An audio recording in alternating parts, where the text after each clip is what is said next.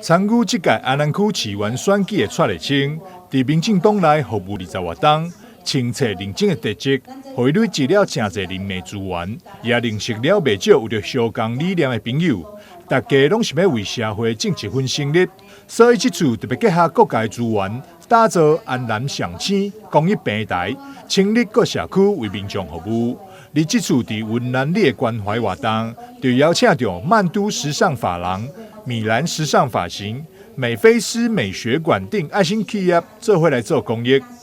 安南雄青上。我们今天来的是蔡立青团队的安南雄青的一个公益活动。好，那其实我们中华圆梦公益展望会一直做的部分有2个部分，一个当然就是拨金。我们不是只有做这一场，我们已经做了40-50场了哈。那第2个就是我们在做一个硬笔的一个推广嘛哈。那这个拨金我们都希望大家真的可以一起来，像我旁边这个台湾新住民人权展望协会的张进祥理事长也都是。其实我们真的是集有一群大家一直在做公益的这些伙伴，希望能够一起来做好，对社会对这个有一些正面能量的一个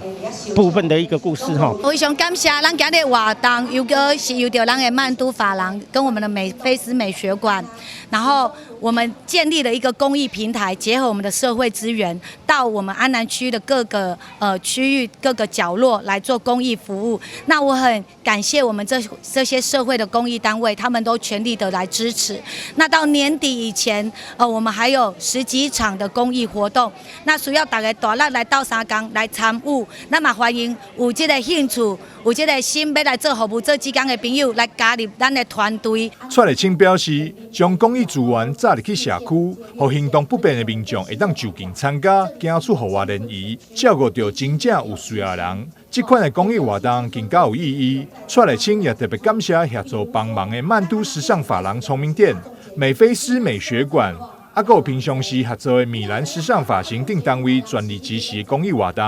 让爱甲关怀会当散布到各个角落。也欢迎有相同照顾理念的民众报名加入志工行列，做伙来做关怀。台南新闻赵硕维采访报道。